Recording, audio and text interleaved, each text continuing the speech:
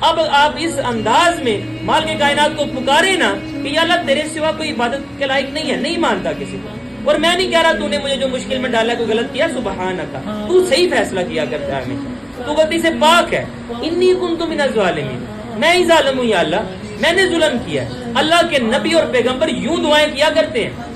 اپنے اور میرے باپ کی دعا یاد رکھیے، ربنا ظلمنا انفسنا، یا اللہ ہم نے اپنی جانوں پر ظلم کر لیا. اور آپ کی اور میری دعائیں کبھی ایسی ہوئی ہیں؟